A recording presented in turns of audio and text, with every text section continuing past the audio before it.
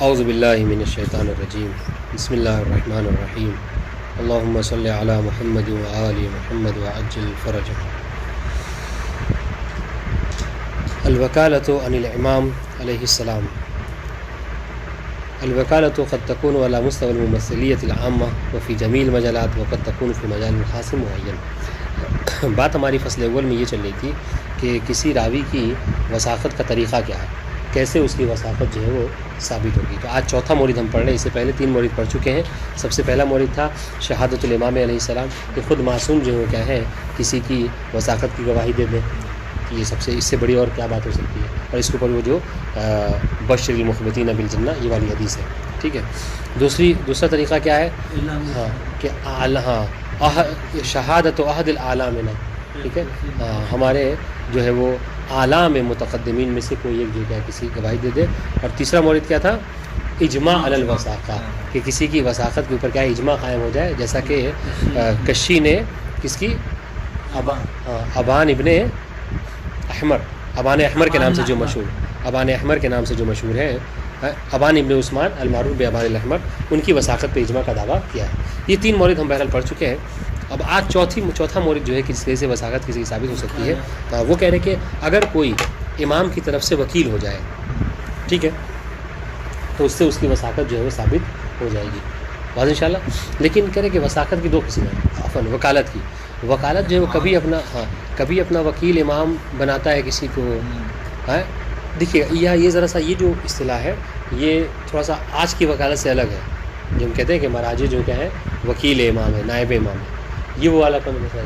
چونکہ نائب عام یہ درجہ ذرا سا کم ہو گیا، نائب خاص یہ درجہ عام ہو گیا. لیکن اس والی مثال میں ذرا سا عکس ہے. کیوں؟ یہاں پر وکالت کا مطلب کیا ہے؟ وکالت ممثلیہ، یعنی تمام امور میں کوئی کیا ہو امام کی طرف سے ممثل بن جائے. بات انشاءاللہ. ٹھیک ہے. تو اس کو کیا کہتے ہیں؟ یہ وثاقت. یہ اگر اس طرح کا کوئی وکیل ہے کہ جو تمام کے تمام امور میں امام کی طرف سے وکیل ہے، تو کہ اس میں کوئی شک نہیں ہے، کوئی ریب نہیں ہے کہ وہ موثق ہوگا. اگر امام اپنا کسی کو ممثل بناتے رہے، ٹھیک ہے، تو وہ کیا ہوگا؟ ممثل ہوگا، وہ موثق ہوگا. لیکن کبھی کبھی ایسا ہوتا ہے کہ امام کسی کو اپنا وکیل بنا لیکن کسی خاص قضیے میں. بات انشاءاللہ. مثلا کیا ہے، کسی کو بس قم میں کسی کو کہہ دیا کہ میری طرف سے وہ میرا وکیل ہے، کس مطلب خمس زکوٰۃ کے مال کو جمع کرنے میں.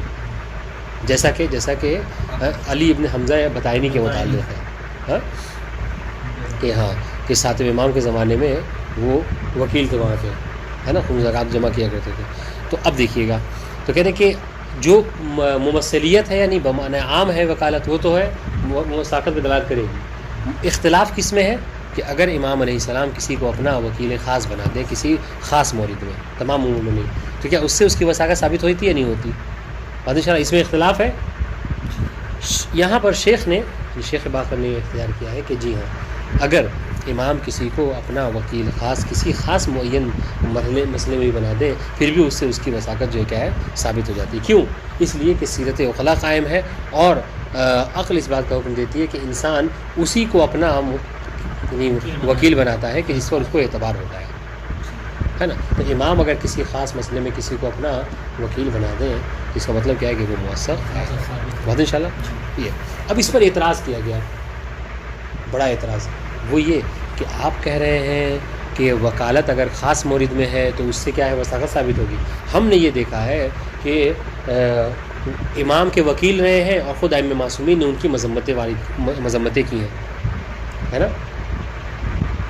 تو یہ کیسے ہو سکتا ہے کہ ایک طرف آپ کہہ رہے ہیں کہ وکالت خاص مورد میں کیا ہے وثاقت پہ دلالت کرے، اور دوسری طرف کیا ہے ائمہ معصومین نے بھر کے جو کیا ہے مذمتیں کی ہیں وکلاء کی. بلکہ کتاب کا نام ہے، آپ کو بتائیں،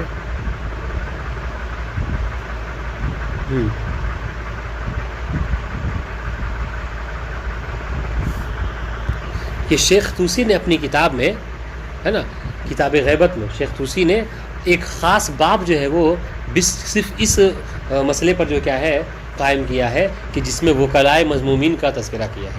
یعنی ایسے لوگ کہ جو امام کی طرف سے وکیل بھی تھے اور ان کی مذمت بھی وارد ہوئی ہے.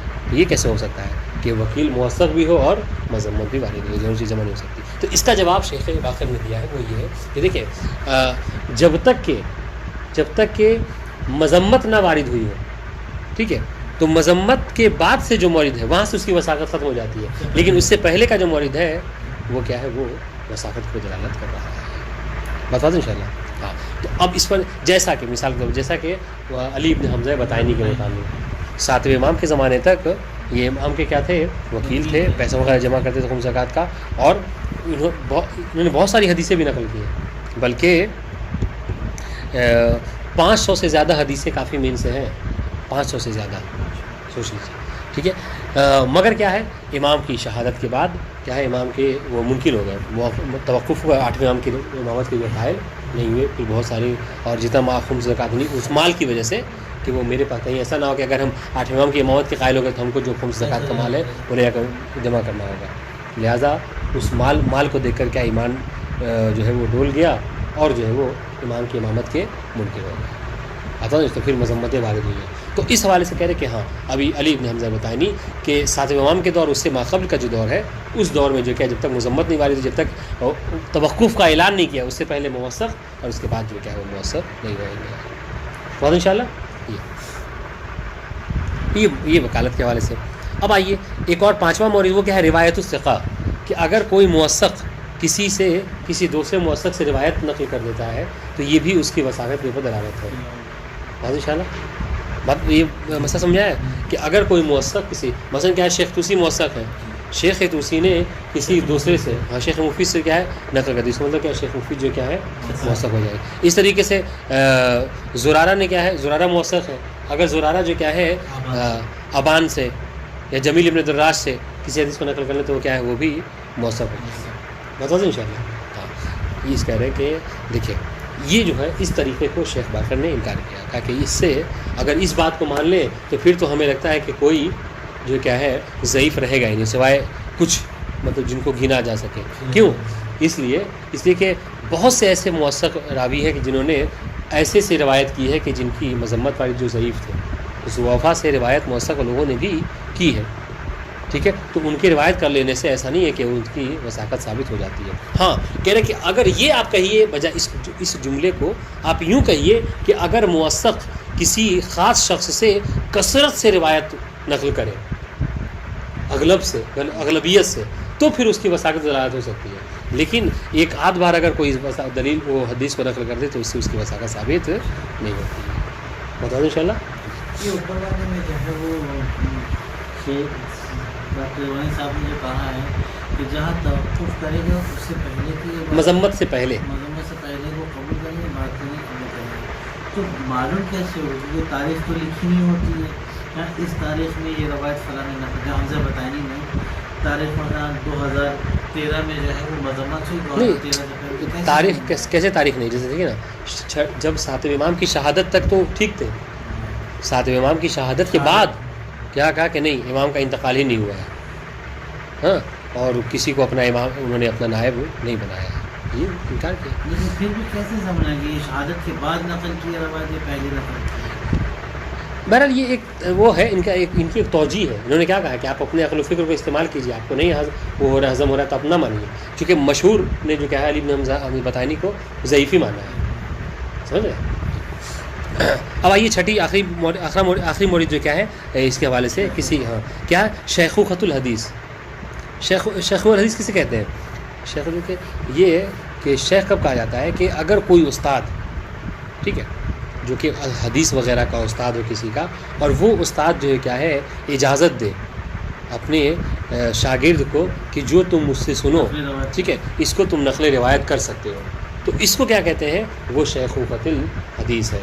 بات ان شاء اللہ کہ مجھ سے تم اس روایت کو نقل, یوں نہیں کہ شاگرد گیا خود سے بنا اجازت کے نقل کر لے, نہیں, تو پھر کیا ہو سکتا ہے کہ وہ اس معرض میں نہ ہو, اس مقام پہ نہ ہو کہ وہ اس چیز کو بیان کرے. چونکہ ہم جب آپس میں بات کرتے ہیں تو بہت سی چیزیں بولتے ہیں, ہے نہیں, لیکن جب وہ یہ پتہ ہو کہ تم مجھ سے اس حدیث کو نقل کر لو کہ میں نے فلاں سے یہ کہتے ہوئے سنا ہے, تو اس وقت وہ اسی چیز کو بیان کرے گا کہ جو اس نے امام سے سنا ہے یا فلاں سے سنا ہے. بس انشاءاللہ. تو شیخوخۃ الحدیث کی کئی اور معنی ہیں, لیکن یہاں پر شیخ سے مراد, شیخوخۃ الحدیث سے, شیخوخۃ الاجازت سے مراد کیا ہے, وہی کہ جس نے اجازت دی ہو اپنے شاگرد سے کہ تم مجھ سے اس حدیث کو نقل کر سکتے ہو کہ میں نے اس حدیث کو فلاں سے سنا ہے. बात इंशाल्लाह। खुद मास्टर को भी इस्तीफा होना पड़ेगा। किसको? हाँ मास्टर, तो मास्टर ही को कहा जाता है शेख को बदलने दीजिए। तो वो जो मास्टर होगा ना वो क्या है, मुअस्सब होगा, और जो जिसको इजाज़त दे रहा है वो सिखा नहीं बनेगा, उसके लिए ज़रूरी नहीं है, उसके लिए ज़रूरी नहीं है। जो नकल कर रहा है वो तो नाकिल है बस। मास्टर जो है वो हाँ मास्टर शेख। तो देखिए इस तरह से مثلا کوئی بھی اٹھا وہ کہ حدیث بیان کرنے لگے اور وہ کہہ دے کہ میں اپنے شاگردوں کو تمہیں اجازت ہے کہ تم یہ بتائیے امام میں مجھ سے اور میں امام سے نقل کر دیتا ہوں، تو اس سے کوئی سکھا تو وہی ثابت ہوگا نا کہ باہر سے آ کے دوسرا ثابت کرے گا سکھائیں گے۔ ہاں صحیح بات ہے کہ جیسے شیخ کلینی ہے، شیخ کلینی، تو یہ اس حد تک پہنچیں گے ہم کہ جہاں پر نہیں صحیح وثاقت ہر ایک کے لیے ضروری ہے، وثاقت جو شاگرد ہے اس کے لیے بھی ہمارے لیے ضروری ہے، صحیح بات ہے، ورنہ پھر اشکال آئے گا۔ یہ عبارت دیکھیں،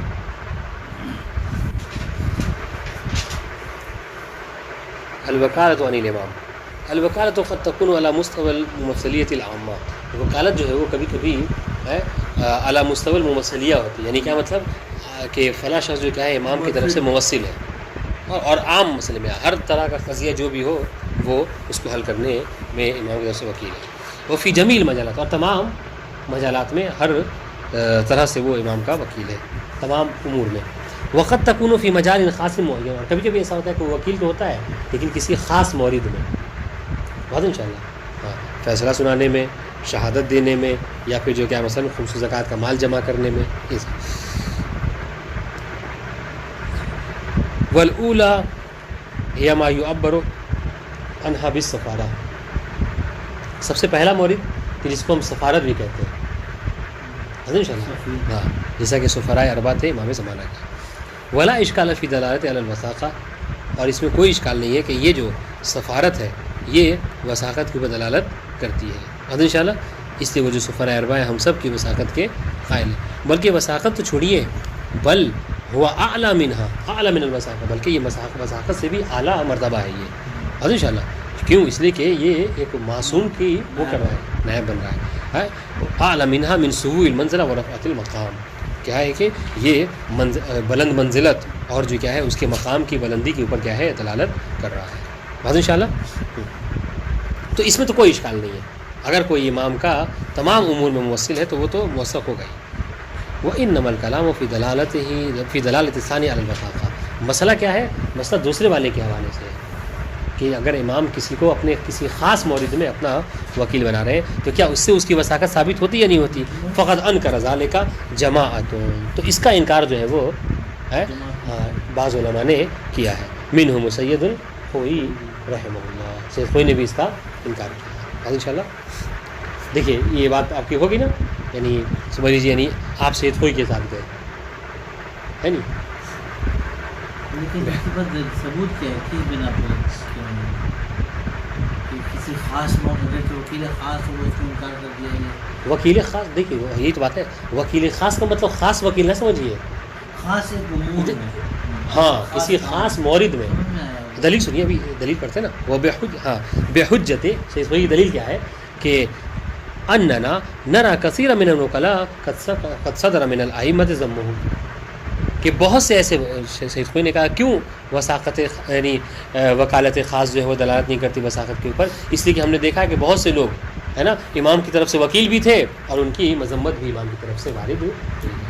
وہ تو وکیل عام کے لیے بھی ہو سکتی ہے، وکیلان کے لیے نہیں ہوتی، وکیلان کے لیے نہیں ہو سکتی، وکیل عام جو مطلب تمام امور میں امام کا وہ ممثل ہو، عام کے لیے نہیں، خاص کے لیے، خاص کے لیے ہو سکتا ہے، ان شاء اللہ۔ وقد اخذ، سنیے اور دیکھیے، اور جہاں تک رہی بات اس کی کہ ایسے کون ہیں کہ جو وکیل بھی رہے اور مذمت ہوئی ہے، تو اگر اس کو مراجعہ کرنا ہو تو آپ معجم رجال الحدیث، ٹھیک ہے، جلد نمبر 1 صفحہ نمبر 75 مراجعہ کیجیے۔ وقد اخذ شیخ طوسی فی کتاب الغیبہ، اپنی کتاب غیبت میں شیخ طوسی نے ایک پورا باب قائم کیا ہے، بابًا خاصہ ہاں بالوکلاء المعلومین، وہ کہ جو وکلاء تھے امام کے، ٹھیک ہے، اور مذمت بھی ان کی وارد ہوئی ہے، بہت انشاءاللہ۔ تو اس لیے سید خوئی کیا کہتے ہیں کہ آپ ہم کو کسی خاص مورد میں کوئی وکیل ہے تو اس سے اس کی وثاقت ثابت نہیں ہوتی میرے نزدیک، بات انشاءاللہ۔ اب آئیے شیخ باقر، والصحیح دلالت الوکالہ علی الوثاقۃ لانعقاد صدق غلایہ علی عدم ایقاع العاقل ای امر من امورہ الی غیر الثقہ. کہہ رہے کہ ہمارا یہ کہنا ہے کہ ہمارے نزدیک صحیح نظریہ یہ ہے کہ وکالت جو ہے وہ وثاقت کے اوپر دلالت کرتی ہے. ٹھیک ہے, یہی وکالت خاص. کیوں؟ لانعقاد سیرت العقلاء, کیوں؟ اس لیے کہ سیرت عقلاء قائم ہے کس بات کے اوپر؟ علی عدم ایقاع العاقل, کہ کوئی بھی عقل مند ہے نا وکیل نہیں بناتا ہے. ٹھیک ہے, فی ای امر, کسی بھی امر میں. آتے ان شاء اللہ. کس کو؟ الی غیر الثقہ, کسی ایسے کو اپنا وکیل نہیں بناتا کہ جو موثق نہ ہو. ٹھیک ہے, وخصوصاً الامام علیہ السلام. کہ ہم تو عام عقل مند کی بات کر رہے ہیں, وہ کہ جو عقل کل کا مصداق ہو, وہ کیسے کسی ایسے کو کہ جس پر اس کو بھروسہ نہ ہو, وہ موثق نہ ہو, اس کو اپنا وکیل بنا سکتا ہے. ٹھیک ہے, فإن غیر الثقہ قد ينسب إلى مقام الامام شيئا هو منه براء. لیکن یہ چیز ہے نا, سنیے, اسے کہتے ہیں نا کہ جو جھوٹ نہیں بولتا. ہاں موثق اسے کہتے ہیں جھوٹ نہیں بولتا. تو ایک ایسا ہے کہ جھوٹ نہیں بولتا, امام نے اسے امور دے دیا کہ آپ خمس اور زکوٰۃ جمع کرو, لیکن اور باقی کام میں وہ گنہگار ہے, جھوٹ نہیں بولتا. ایسے امام بنا سکتے نہیں سمجھے ہم کیا کہنا چاہ رہے ہیں. ہم نے کیا جو یہ فقہ کی بات کی ہوتی ہے کہ جھوٹ نہیں بولتا, صحیح روایت پیش کرتا ہے, سچا ہوتا ہے اسے بناتا ہے. امام نے ایک ایسے کو وکیل بنایا کہ وہ جھوٹ نہیں بولتا لیکن اور باقی کام میں گنہگار ہے.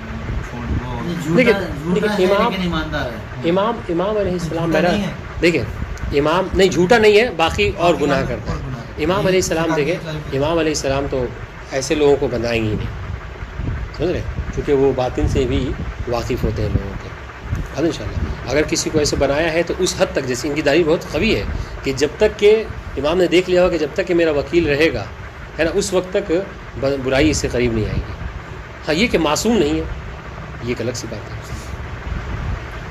اچھا تو یہ دیکھیے یہ کیوں کہہ رہے ہیں کہ کوئی عقل مند, ٹھیک ہے, چیجائی کے امام کسی ایسے کو وکیل بنا دے کہ جس پر اس کو کہ جو موثق نہ ہو.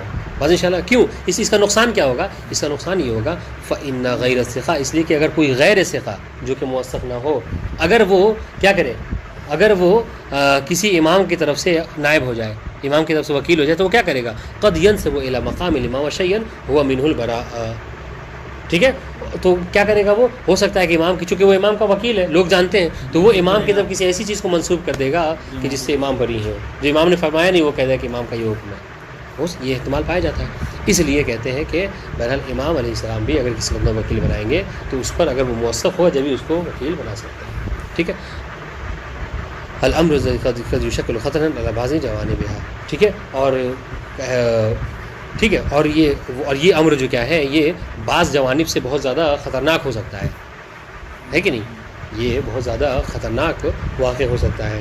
ٹھیک ہے, کسی کو کچھ فیصلہ کر دے, کسی کا نکاح کر دے, کسی کا طلاق کر دے, اور سب کی نسبت کیا ہے, امام کی طرف دے دے. یہ بہت بڑا مسئلہ ہے. بات انشاءاللہ. اب آئیے ان پر اشکال ہوگا, تو پھر سید خوئی کے اشکال کا جواب دیجیے آپ. کہ پھر مذمت کیوں وارد ہوئی؟ اگر وثاقت خاص مورد میں دلالت ہے اس بات کے اوپر کہ موثق ہے وہ وکالت, تو پھر سید خوئی کے اشکال کا جواب دیجیے کہ مذمت کیوں وارد ہوئی. وَإِذَا قِيلَ كَيْفَ يُفَسِّرُ إِذًا الذَّمُّ الصَّادِرُ مِنْ حَقِّ بَعْضِ الْوُكَلَاءِ. اگر کوئی ہم سے یہ کہے کہ پھر آپ جب یہ کہہ رہے ہیں کہ وکیل خاص, ٹھیک ہے, وہ موثق ہوتا ہے, تو پھر ایسا کیوں ہے کہ بعض ہم نے دیکھا ہے کہ بعض وکلاء کے حوالے سے کیا ہے, مذمت بھی امام کی وارد ہوئی ہے. اگر وہ موثق ہے تو امام مذمت نہ کرتے. تو کان الجواب, اس کا جواب کیا ہوگا کہ ان ذالک صادر بعد توکیلہم ولیس قبل ذالک. کہ یہ جو مذمت صادر ہوئی ہے نا, یہ مذمت وکالت کے بعد صادر ہوئی ہے. ایسا نہیں ہے کہ پہلے امام نے کسی کی مذمت کر دی ہے اور بعد میں اپنا وکیل اس کو بنایا ہے. اگر ایسا کیا ہوتا تو پھر آپ کا اعتراض درست ہوتا. لیکن ہم نے کیا دیکھا, ہم نے یہ دیکھا ہے کہ پہلے اس کو وکیل بنایا ہے اپنا, پھر بعد میں جب اس کا چال چلن بگڑ گیا, چونکہ دیکھیں ہم نے تو نبی کے بزم میں بھی دیکھا ہے, مولا کائنات کی بھی سیرت رہی ہے, ائمہ معصومین کی سیرت, جب تک یعنی, اور یہ وہ بھی ہے کہ جب تک کوئی برائی نہیں کرتا تو اس وقت اس کی سزا نہیں دی جاتی ہے کہ نہیں. تو ایسا نہیں ہے کہ امام نے پہلے مذمت کی اور بعد میں وکالت دی ہے, پھر اعتراض درست ہوتا. لیکن ہم نے دیکھا ہے کہ نہیں, پہلے وکالت ملی ہے تو اسے جب وکالت ملی تو وہ موثق تھا, لیکن بعد میں جیسا کہ ابھی حمزہ بتانے کے متعلق ہے کہ مال و دولت کو دیکھ کر وہ بگڑ گیا ہے کہ نہیں. ولیس قبل ذالک, یہ اس سے پہلے نہیں. آج ان شاء اللہ ولا یخفا ان ذالک صادر بعد توکیلہم ولیس قبل ذالک، کہ یہ جو مذمت صادر ہوئی ہے یہ وکالت کے بعد ہے، ٹھیک ہے، وکالت سے پہلے صادر نہیں ہوئی ہے مذمت، ٹھیک ہے۔ اس کا مطلب کیا ہے کہ وہ لائق مذمت کب ہوا ہے؟ وکیل بننے کے بعد، جی۔ اب آئیے کہ ولا یخفی انه لو قبلنا دلالة الوکالة على التوثیق فسوف نخرج بوثاقة جملة من الرواة الذين يعدون من صف المجاهيل او الزعاف، ٹھیک ہے۔ اچھا اس کا فائدہ کیا ہوگا؟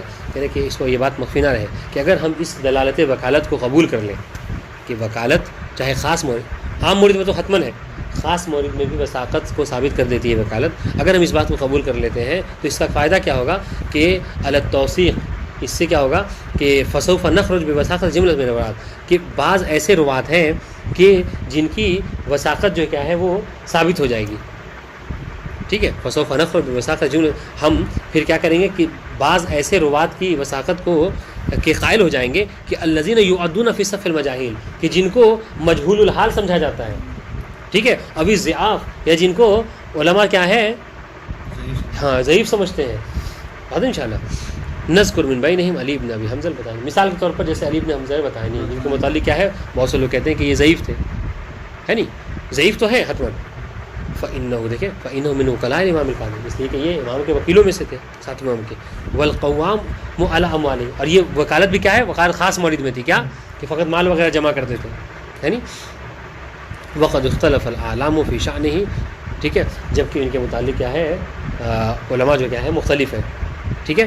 فإذا قلنا، سنیے گا، فإذا قلنا بدلالة الوکالة على الوثاقة، جب ہم اس بات کے قائل ہو گئے کہ وکالت وثاقت کو ثابت کرتی ہے تو امکن الحکم بوثاقتہ استناد الی ذلک، تو پھر کیا ہے اس کے ذریعے سے علی بن ابی حمزہ بتائینی کی کیا ہے وثاقت ثابت ہو جائے گی، ٹھیک ہے۔ وسوف نصح مجموعۃ الکبیر میں روایت، اور اس کے ذریعے سے کیا ہوگا، اس ذریعے سے ایک بہت روایات کا بہت بڑا مجموعہ، ٹھیک ہے، وہ صحیح ثابت ہو جائے گا، التی وقع البطائنی فی سندھا، کہ جس کی سند میں ابی حمزہ بطائنی واقع ہوا ہے۔ کیوں؟ اچھا علماء اس روایت کو کیوں کہتے ہیں کہ یہ ضعیف ہے؟ اس لیے کہتے ہیں کہ چونکہ ابی حمزہ بطائنی ضعیف ہے، وہ اس نے روایت کی ہے، لیکن اگر ہم ابی حمزہ بطائنی کے اس وکالت والے طریقے سے اس کے قائل ہو گئے وثاقت کے، تو وہ روایتیں سب کیا ہو جائیں گی، صحیح ہو جائیں گی، موثق ہو جائیں گی۔ حیث انہ وقع فی اسناد کثیر من روایت، اس لیے کہ ابی حمزہ بطائنی کیا ہے بہت ساری روایتوں کی سند میں واقع ہوا ہے۔ ابھی میں اس کے حوالے سے متن کے حوالے سے پڑھ رہا تھا، تو 500 سے زیادہ حدیثیں ہیں کہ جو ابھی حمزہ بطائنی سے نقل کی گئی ہیں، بہت انشاءاللہ۔ ہاں اب اس کی وثاقت کا مطلب یہ نہیں ہے کہ حتیٰ کہ مذمت کے بعد بھی کیا ہے ان سے حدیثوں کو نقل کیا جائے گا، نہیں، مذمت کے بعد جو حدیثوں کو چھوڑ دیا جائے گا اس سے پہلے والے کو نقل کیا جائے گا۔ ایک اور 5واں طریقہ ہے کسی کی روایت وثاقت ثابت ہونے کا، وہ کیا، روایت الثقہ، کہ اگر کوئی موثق انسان کسی دوسرے سے کیا ہے روایت کر لے تو جس سے اس نے روایت کی ہے مطلب کیا ہے کہ وہ موثق ہوگا، اس کو قبول نہیں کیا انہوں نے۔ ذهب المرزا حسین النوری صاحب المستدرک، ٹھیک ہے، صاحب مستدرک وسائل، مرزا حسین نوری، ٹھیک ہے، ان کے حوالے سے یہ بات نقل کی جاتی ہے کہ ان الثقہ اذا روى عن شخص كان ذلك دلیل علی وثاقته، کہ اگر کوئی موثق کسی دوسرے سے کوئی روایت نقل کر لے تو وہ جو دوسرا جس سے موثق نے روایت کی ہے وہ بھی موثق ہو جائے گا، ٹھیک ہے۔ مرزا حسین نوری نے وہ صحیح ان کا نظریہ، ٹھیک ہے۔ شیخ باقر آپ کیا کہتے ہیں؟ کہہ رہے وہ صحیح و عدم الدلالہ، ہمارا نظریہ یہ کہ ہمارے نظر میں یہ درست نہیں ہے، یہ دلالت نہیں کرتا، از ما اکثر روایت ثقات عن غیر ثقات، اس لیے کہ اگر آپ اس بات کو نظر میں رکھ کے آپ رجال پڑھیے تو آپ دیکھیے گا کہ بہت سے ایسے موثق لوگ ہیں کہ جنہوں نے غیر ثقات سے بھی روایتیں نقل کی ہیں۔ آپ دور کیوں جا رہے ہیں؟ خود شیخ کلینی کے حوالے سے لے لیجیے، شیخ کلینی نے بھی ضعفاء سے کیا، کافی میں یہ اخباریوں کا نظریہ ہے کہ کافی میں جو کچھ ہے سب کا سب درست ہے، صحیح ہے۔ ہمارا نظریہ کیا ہے کہ اس میں ضعیف روایتیں بھی ہیں، تو شیخ کلینی نے بھی ضعفاء سے روایتیں نقل کی ہیں۔ اس کا مطلب کہ شیخ کلینی کون ہے؟ کل ہم نے ان کے بارے میں پڑھا، شیخ الاسلام، ثقہ، امین، سب ہے، تو اس کا مطلب کیا ہے؟ شیخ کلینی جس سے بھی حدیث نقل کی سب کے سنائی ہے، تو پھر تو اس طرح سے اخباری کے نظریے کی تائید ہو رہی ہے، ان شاء اللہ۔ تو یہ بات جو کیا ہے درست نہیں ہے کہ اگر کوئی موثق شخص جو کیا کسی سے روایت نقل کر لے، ٹھیک ہے، تو وہ بھی کیا ہے موثق ہو جاتا ہے، بات ان شاء اللہ۔ ٹھیک ہے، یہ کہتے ہیں نا کہ اگر کوئی جھوٹ بولتا ہے اس کا مطلب یہ نہیں کہ زندگی کے ہر امور میں جھوٹ بولتا ہے، ہو سکتا ہے اس روایت میں کہ کوئی اور قرینے سے اس کو یہ پتہ چل گیا ہو کہ یہ بات صحیح ہے، سمجھ رہے ہیں۔ اب ہماری مجبوری کیا ہے کہ ہم 1400 سال یہاں اور زندگی گزارے پڑھ رہے ہیں، اور انہوں نے 300 ہجری میں جو زندگی گزاری ہے وہ سب جانتے ہیں. سنیے گا، تو اس کو انہوں نے قبول نہیں کیا شیخ باقر نے. ٹھیک ہے، اب سنیے گا. وَلَوْ كَانَتْ روایت الثقہ، دلیل سنیے کہ کیوں ہم اس کے قائل نہیں ہیں. وَلَوْ كَانَتْ روایت الثقہ عن شخص دلیل علی وثاقتہ. ٹھیک ہے، اگر کسی ثقہ کا کسی شخص سے روایت کر لینا یہ دلیل ہوتا اس کے وثاقت کی، لازم وثاقت اغلب الروایات، تو اغلب روایات کے جو فہرستیں ضعفاء میں ہیں وہ سب کے سب نکل کر ثقہ بن جائیں گے. اور کلہم، بلکہ سب کے سب. لأن شیخ توسی ثقۃ، اس لیے کہ ہماری نظر کے مطابق کیا ہے، شیخ توسی کیا ہے، موثق ہے. فلو روا عن شخص کان ذلک شخص ثقہ، تو شیخ توسی جو کہ ثقہ ہے اگر وہ کس سے نقل کریں وہ بھی ثقہ ہو جائے گا. وہ اذا روا شخص المذکور عن ثالث، اور وہ شخص کسی تیسرے سے نقل کرے وہ بھی ثقہ ہو جائے گا. ٹھیک ہے، اس طریقے سے یہ چین بنتا جائے گا اوپر کے، اور اس طریقے سے سب کے سب جو کیا موثق ہوتے چل. تو یہ دلیل نہیں ہے مرزا. ہاں ایک بات کہی انہوں نے، کہا کہ اگر اسی بات کو آپ پلٹ کر اس طریقے سے کہیں تو ہم بھی اس بات کے قائل ہو سکتے ہیں. وہ کیا کہ کسی ثقہ نے کسی ایک خاص شخص سے کثرت سے روایت نقل کی ہے، تب آپ یہ کہہ سکتے ہیں کہ ہاں کہ کوئی موثق شخص ہو سکتا ہے ایک آدھ حدیث میں کیا ہے اس کو یہ قرینہ مل گیا ہو، لیکن اکثر روایتوں کا نقل کرنے کا مطلب کیا ہے کہ وہ اس کی نظر میں موثق ہے. اجل کہہ رہے ہاں، اذا اکثر اجلاء الثقات وکبارہم روایت عن شخص فلا یبقون دلیلا علی الوثاقہ. کہہ رہے کہ ہاں اگر اجلاء ثقات، ٹھیک ہے، یا وہ کہ جو کبیر مانے جاتے ہیں نا، بزرگ مانے جاتے ہیں، بات انشاءاللہ ثقات کی فہرست میں جلیل القدر، بات انشاءاللہ اگر یہ لوگ جو ہے کیا ہیں کسی شخص سے روایت کریں، کس اکثر یعنی کیا، اذا اکثر یعنی کثرت سے روایت کریں، فلا یبقون دلیلا علی الوثاقہ، تو اس یہ بعید نہیں کہ پھر اس سے اس کی وثاقت جو ثابت ہو جائے گی. ٹھیک ہے، لعدم اکثار العاقل روایہ عن شخص لا یثبت، اس لیے کہ عقل اس بات کے حکم نہیں دیتی کہ انسان جس کی وثاقت کا قائل نہیں ہے اس کی ہر بات کو اٹھا کر نقل کر دے، ہے کہ نہیں. تو ہر بات کا نقل کر دینا، کثرت سے روایت کا نقل کرنا اس بات دلیل ہے کہ اس کی نظر میں وہ شخص کیا ہے، موثق ہے. اور انشاءاللہ انہ اطلاف لوقتہ بلا مبرر. ایک تو یہ کیا ہے، ایک تو عقل کہتی ہے کہ یہ عقل کے خلاف ہے کہ جس کی آپ وثاقت ہے اس ساری باتیں نقل کر دیں. ایک بات، دوسرا مسئلہ یہ ہوگا کہ انہ اطلاف لوقتہ بلا مبرر، اس کے ہاں وقت کی بربادی ہے اور اس کا کوئی دلیل بھی نہیں ہے. کیوں آپ جب وہ موثق نہیں ہے تو کیوں اس سے ہر بات کو نقل کر رہے ہیں. ٹھیک ہے، بلا مبرر یعنی اس کی کوئی آپ کیا ہے توجیہ پیش نہیں کر سکتے کہ کیوں ہم نے غیر موثق سے حدیث کو نقل کی. کیا آپ کو کتاب موٹی کرنی تھی؟ کیا شیخ کلینی نے، شیخ توسی نے جو حدیثیں نقل کی ہیں مثلا اگر کسی ضعیف سے، اس لیے تاکہ ان کی جلد زیادہ ہو جائے اور لوگ علماء میں ان کا نام رہے کہ اتنی جلد کی کتاب لکھ دی؟ ایسا نہیں ہے. لعدم الفائدہ فی تجمیع روایات عن الضعاف، اس لیے کہ ضعاف سے روایتوں کو نقل کر لینا، جمع کرتے رہنا کیا ہے، یہ صحیح نہیں ہے. ٹھیک ہے، اس کا کوئی فائدہ نہیں ہے. بہت انشاءاللہ. وَإِذَا قَبِلْنَا هَذَا الرَّأْيَ فَسَوْفَ نَخْرُجُ بِنَتَائِجٍ مُهِمَّةٍ نَذْكُرُ بَيْنَهَا عَلَى سَبِيلِ الْمِثَالِ.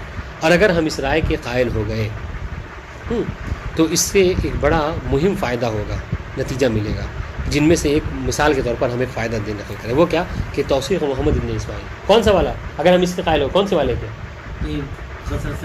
کثرت والی. ہاں وہ والی نہیں، شیخ مرزا والی نہیں، کثرت والی. کہ اگر کوئی ثقہ کسی ایک خاص راوی سے کثرت سے حدیث نقل کرے تو وہ موثق ہو جائے گا. اگر اس بات کو آپ ثابت قائل ہو جائیں گے تو اس کا فائدہ کیا ہوگا کہ توثیق و محمد ابن اسماعیل، ٹھیک ہے، ان کی توثیق ہو جائے گی.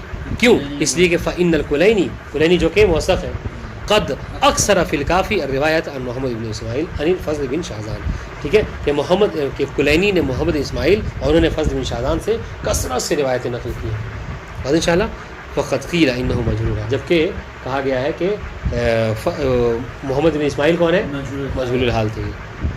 لیکن چونکہ کلینی نے ایک ثقہ نے کثرت سے روایت نقل کی ہے لہٰذا وہ موثق ہو جائے گی. ٹھیک ہے، فتسقط روایت الکثیرہ المذکورہ عن الاعتبار. اب جب مجہول الحال مان رہے ہیں تو اس کا مطلب کیا ہے کہ ان کی روایتیں کیا ہیں، اعتبار سے ساقط ہیں، یعنی وہ صحیح نہیں ہوگی، موثق نہیں ہوگی. بینما بناء علی ما تقدم یمکن الحکم بوثاقتہ، لیکن اگر ہم جو اوپر ہم نے کہہ کر آئے ہیں کہ اگر کوئی موثق کسی کثرت سے روایت نقل کرے تو اس کا مطلب کیا ہے کہ وہ موثق ہے، تو اس سے کیا ہوگی، اس سے محمد اسماعیل کی کیا ہو جائے گی، وثاقت ہو جائے گی. بس انشاءاللہ بنا علی ما تقدمہ، ہم نے جو کہا اوپر اس کے بنا پر کیا ہو جائے گی، یمکن حکم وثاقت ہے، ہم محمد اسماعیل کی وثاقت کے حکم لگا سکتے ہیں. وَإِن لَّمْ يُمَكِّنَّا تشخیص علی سبیل التفصیل، گرچہ ہم تفصیلاً اس کو مشخص نہیں کریں گے مگر بہرحال اجمالاً یہ کہہ سکتے ہیں کہ وہ موثق ہے. وَبِذَلِكَ سَوْفَ تَرْتَقِي مَجْمُوعَةٌ كَبِيرَةٌ مِنَ الرِّوَايَاتِ إِلَى مُسْتَوَى الْحُجِّيَّةِ. تو اس سے کیا ہوگا، اس سے یہ ہو جائے گا کہ بہت ساری روایتیں جو محمد اسماعیل کی جس کو ہم ترک کر رہے تھے، چھوڑ رہے تھے کہ یہ ضعیف کی روایت ہے، وہ سب کی سب کیا ہو جائیں گی، سکا ہو جائیں گی اور اس سے یہ حکم کا استخراج وغیرہ کیا جا سکتا ہے. بتا دیں انشاءاللہ. تو یہ 5واں طریقہ تھا. چھٹا اور آخری طریقہ شیخوخۃ الاجازہ.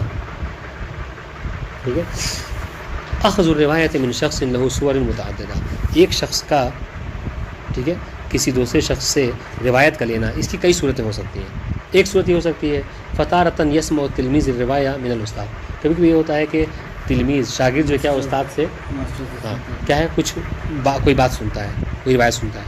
وأخرى یقرأ الاستاذ الروایہ علی التلمیذ، تو دوسری صورت کیا ہے کہ نہیں، استاد جو ہے وہ کیا ہے وہ سناتا ہے کس کو، اپنے تلمیذ کو. ٹھیک ہے، تو پہلے کیا تھا کہ اس شاگرد نے کہیں بیٹھا تھا، وہ سن لیا بیان کرتے ہوئے. ٹھیک ہے، دوسری صورت میں کیا ہے کہ استاد اس کو سنا رہا ہے. تیسری صورت کیا ہو سکتی ہے کہ یجیز الاستاد التلمیذ بأن يدفع له الكتاب الذي سجل فيه الروایات وجمعها فيه ويقول له اجزتك في نقل الروایات الموجودة فيه عني. اور تیسری صورت یہ ہو سکتی ہے کہ استاد جو یہ شیخ ہے کہ استاد جو کیا ہے اس کو ایک دفتر دے، ایک کتاب دے، ٹھیک ہے، کہ یہ لو اور اس میں جو ہے کیا ہے میں جو حدیثیں کہہ رہا ہوں اس کو لکھو. بس انشاءاللہ. اور کیا، اور یہ کہے کہ جو روایتیں میں نے اس میں جمع کی ہیں اس میں تم کو اجازت دے دی میں نے کہ نقل روایتیں الموجودہ انی فی ہے، کہ مجھ سے تم اس روایت کو نقل کر سکتے ہو. بس انشاءاللہ. تو اب اس کتاب میں جو حدیثیں ہوں گی، تلمیذ کیا ہے یہ کہہ سکتا ہے کہ میں نے اپنے استاد کا نام فلاں سے اور انہوں نے ان سے نقل کی ہے حدیث. بس انشاءاللہ. تو یہ تین صورتیں ہیں. اس میں سے شیخوخۃ الحدیث یا شیخوخۃ اجازہ کسے کہتے ہیں کہ ویصطلح علی الشکل الثالث بتحمل الروایہ بنحو الاجازہ.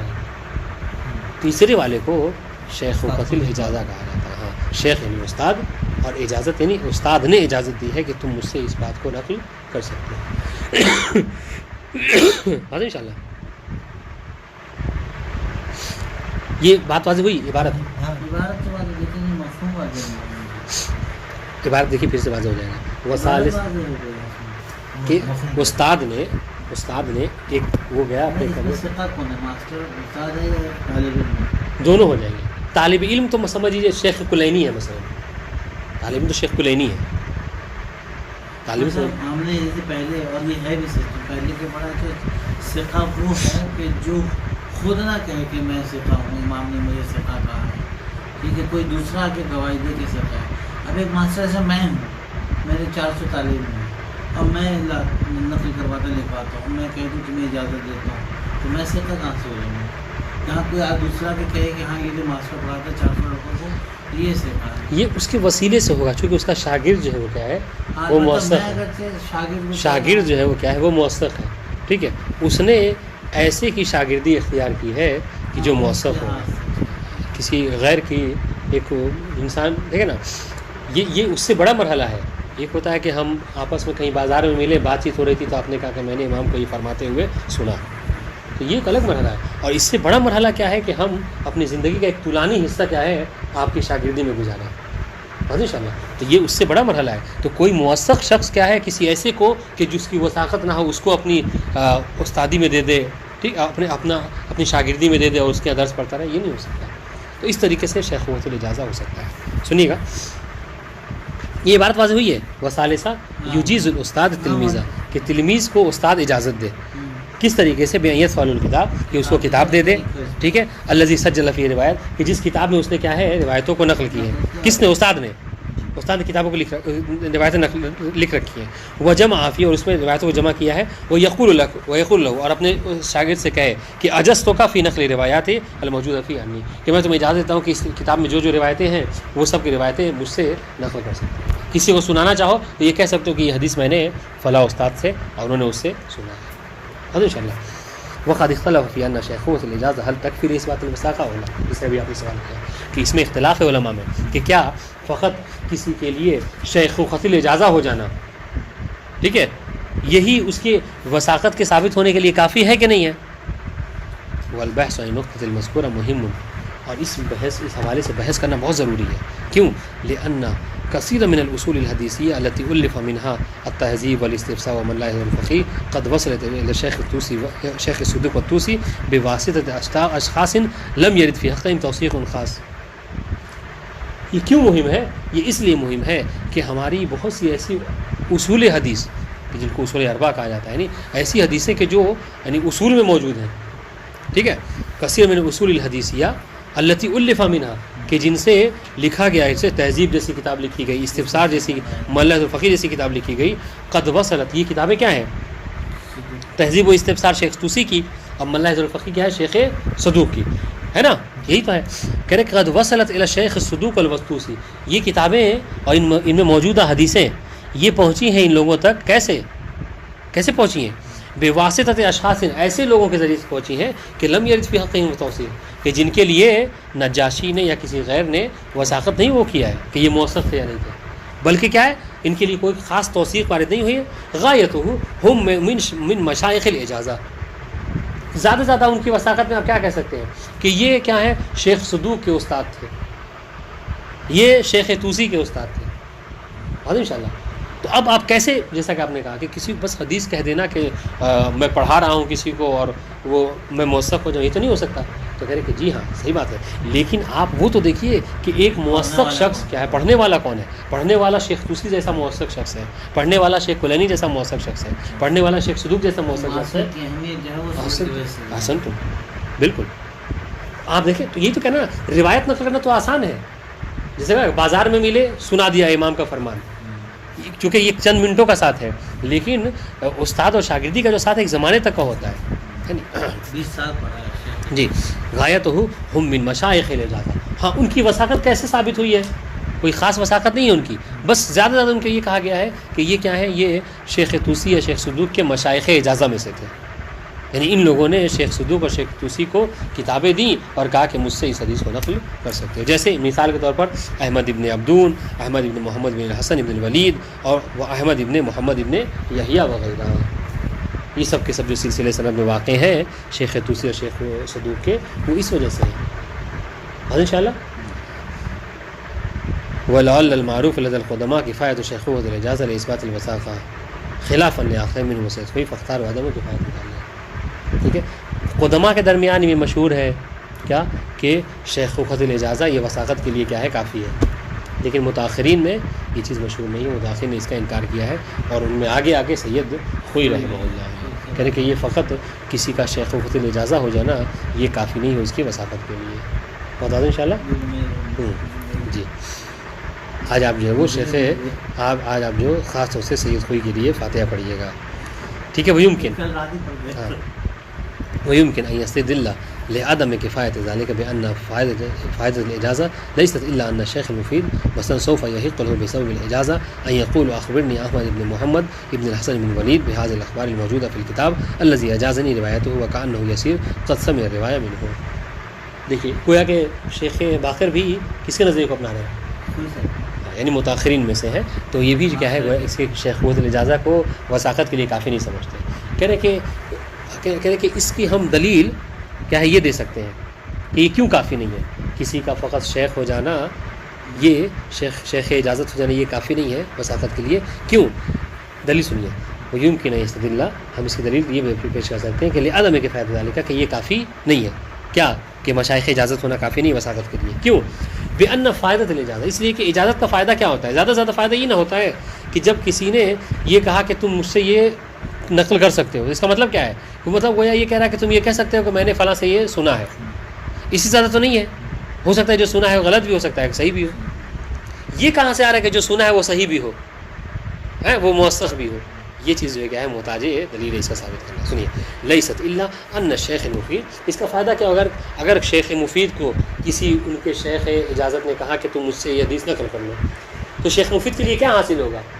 زیادہ زیادہ یہ ہوگا کہ مثلاً سوف یحق له بثواب الاجازہ، اجازت کی وجہ سے ان کو حق حاصل ہو جائے گا، اس کو شیخ مفید کو یا شیخ طوسی کو، کہ وہ کیا کرے، ان یقول، کہ وہ یہ کہیں جب کسی اور کو حدیث سنائے یا کہیں پر لکھے تو وہ یہ کہہ سکتے ہیں کہ اخبرنی احمد ابن محمد ابن حسن، وہ یہ کہہ سکتے ہیں کہ مجھے خبر دی ہے کس نے، احمد ابن محمد نے، انہوں نے حسن 19 سے سنا ہے، ابن ولید وغیرہ نے، بہت انشاءاللہ انہوں نے مجھے خبر دی ہے بہذہ الاخبار موجودہ، ان اخبار کو، کہ جو اخباریں جو خبریں جو کیا ہیں یہاں پر موجود ہیں، جو حدیثیں موجود ہیں اس کتاب میں، الذی اجازنی، کہ جس کے متعلق انہوں نے مجھے اجازت دی ہے، روایت ہو کہ میں اس کی روایت کروں، وَكَأَنَّهُ يَسِيرُ قَدْ سَمِعَ روایت منہ، یہ ویسا ہی ہے کہ گویا کہ کسی موثق نے کسی کو کچھ حدیث بیان کرتے ہوئے سنا۔ نبی ہم اوپر کیا کہتے ہیں کہ حدیث کو فقط بیان کرتے ہوئے کوئی موثق نقل کر دے تو اس کے جس نے بیان کیا اس کی وثاقت ثابت نہیں ہوتی ہے۔ کثرت سے پیدا دیکھیں وحیث ان سماع الثقۃ الروایہ عن شخص ونقل عنہ لا يدل علی وثاقت، ابھی ہم پہلے پڑھ چکے ہیں تو اس مولوی میں، جیسا کہ مرزا نعینی کی بات کو ہم نے کہ فقط کسی موثق کا کسی شخص کو کوئی حدیث بیان کرتے ہوئے سن لینا یہ دلیل نہیں ہے کہ وہ شخص کیا ہے موثق ہو جائے گا۔ فلا يمكن ان تكون شیخوۃ الاجازہ دلیل نہیں، بس شیخوۃ الاجازہ ہونا یہ وثاقت کے اوپر دلیل نہیں ہے۔ بس انشاءاللہ تو یہ 6 موارد پڑھے ہم نے، کس میں، کسی راوی کی وثاقت کے ثابت ہونے کے لیے، جن میں سے 4 کو انہوں نے اپنایا ہے اور 2 پر اشکال کیا ہے، اور بلکہ 4 کیا 4.5 کہہ لیجئے، کہ ایک جو 5واں مورد اس میں کہا تھا کہ اگر اس کو بدل کر کہیں گے، کثرت روایت کہیں گے اس کا، تو پھر ہم اس کے قائل ہو جائیں گے۔ بہت انشاءاللہ وکالت میں بھی تھوڑا سا وہ ہے۔ اب یہ رہی بات تطبیق کی، تو رہن دیجئے، یہ طولانی ہے ذرا سا۔ والسلام علیکم ورحمۃ اللہ وبرکاتہ۔